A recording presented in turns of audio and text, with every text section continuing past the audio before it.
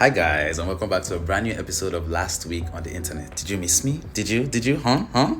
I know I skipped a week. I am pretty sure I skipped a week. My brain is telling me that I didn't, but I feel like I did skip a week. And I have good reason too. My birthday was literally on Monday, so birthday celebration usually starts before the birthday and continue after the birthday. So I was planning to record the weekend before the Monday that was my birthday, but then things happened. I had to go out. A lot of things just happened, and so I didn't.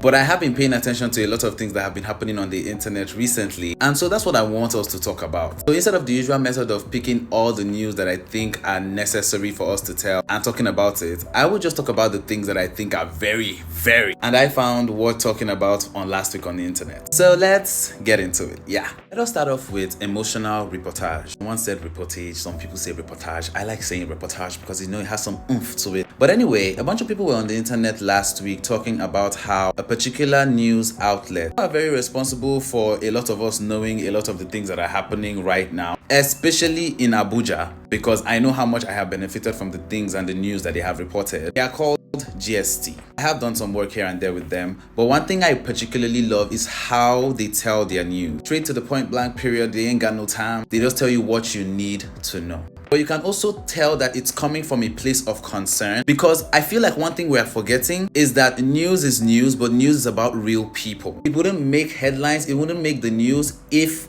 real people weren't being affected. So for people to come out on the internet to say that they do not like listening to reportage from that particular news outlet or that organization, because to them they do it from an emotional standpoint, sounds very crazy to me, especially because of the times that we're in. We have news of deaths every week, and that's putting it lightly because it's usually days. People can't afford basic amenities. They said the average Nigerian cannot afford 2 square meals a day. Minimum wage in this country can hardly secure food, talk more of shelter and clothing. People are starving, people are dying, there's no light, there's no work. The country is plunging more and more into anarchy, and you are asking people reporting the news that are also from this country, that are also experiencing the things that they are reporting about. You are expecting these people to not be emotional.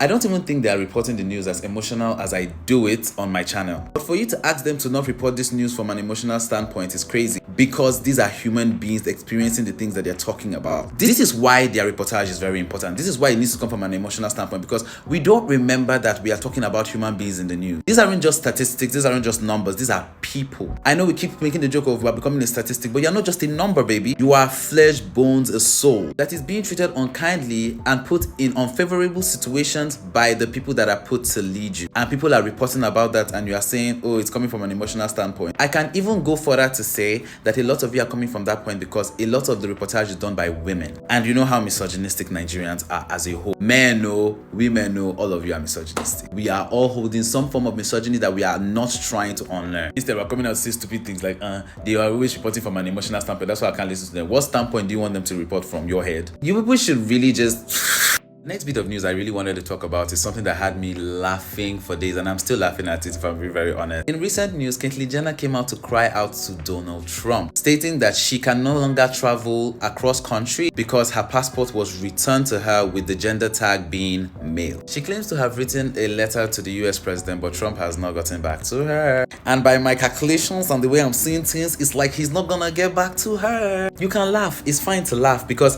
the same systems that she keeps supporting, thinking that won't affect her, after becoming and claiming to be part of a group of people that are marginalized, as the same thing that will remind her that she's actually part of that marginalized community. I'm so sorry, something has to give. Because it seems like none of you watched Handmaid's Tale, and I need you to pause this and go and watch Handmaid's Tale and come back to this video. Because if you did, you would know who Miss Serena Joy is, and let her be her example. Anybody that is close to Caitlyn Jenner right now, please put on Handmaid's Tale so that she can see what happened to her. Because the harmful system that you are supporting will one day come and bite you in the ass. That is the same thing that happened to, what's his name? Charlie Kirk. Was he not in support of the misconduct of how guns were moving around in America? Did he not say a few deaths needed to happen for, how did he die? Oh, okay. I really hope Trump never answers her, to be very honest. Let everybody just be collecting and be going like that. Thank you. Before I move on to the next things on the lineup, here is an important message for Nigerians. Are you reading? She's telling you that you shouldn't sell your vote for any amount, so because whatever amount it is that you sell it for, you are going to suffer. Like time suffering times that amount. That amount being years, because that is how bad it would be. That is how bad it will feel when you let people steal your rights. Okay? That being said, the next lineup of news is a lot of election drama. Rightfully so, we need to start talking about this thing, so let's get into it. I am really happy about the influx of young people coming out on the internet to express their concerns about the election, about wanting to get PVC, about registering to particular party, about spreading awareness on where to get your PVC. Just like an overall uprising of young people fighting against apathy, political apathy, and I'm so happy about it. And it really shows me that we are all on the same wavelength, because when this year started, actually from like last year, but really intensely this year, I started feeling the feeling of wanting to get into politics more. But the thing about that is I did not know where to start. But then I just randomly started consuming anything. Was it news? I'll watch. Was it a paper? I'ma read. And when I say read, I mean read the entire article through. Don't be one of those people that will just read one small thing and then keep it pushing. Read, educate yourself, ask Google, what is happening in my country? What's the latest happening? Start somewhere. You will find your branches and grow from there in whatever knowledge you're trying to grow. That is how you get yourself involved in politics. And so I'm just happy that a lot of young people are coming out to say they want to get their PVCs because they want to actually be active in the next elections, which will be in January 2027, if I am not mistaken. I want to end this video by talking about some entertainment news. First off, have you streamed She Did It Again? Yes, go and stream She Did It Again. And then while you're streaming She Did It Again, let's stream Where Do We Go? Because I will be talking about Ira right now. So she went on Jennifer Hudson's interview show. By the way, a lot of people said they don't think Jennifer Hudson can interview, and we're going to talk about that in another video, but I have my own sentiments. Anyway, she went on the show and she announced her new album, and she was wearing this beautiful sheer blue dress.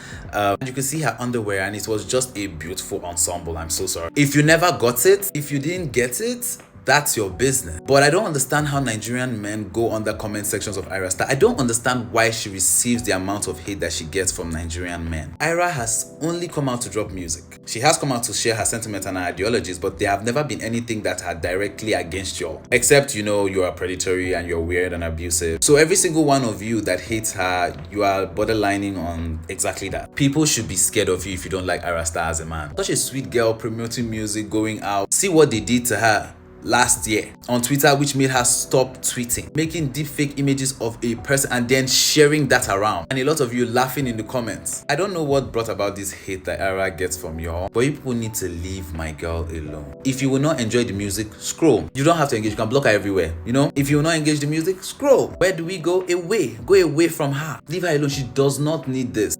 I mean, every pop star is part of their life to get, hate. See, Zara Larsson is getting a lot of hate right now because she speaks. Tyler has been getting hate from the Black American community because she does not want to be labeled or have her race or identity be questioned. So pop stars will always be, in some controversy or whatever. So whoever Ira is, I want her to know that this is just part of pop stardom, but we'll be here to defend till the end. I want people to leave my girl alone, please. Let her release this album so I can, vibe. I was saying that I wanted the album to be titled Sabi Girl instead of Star Girl, but I hope if it's gonna be Star Girl, it should be Star Girl with 2 R's. Yeah.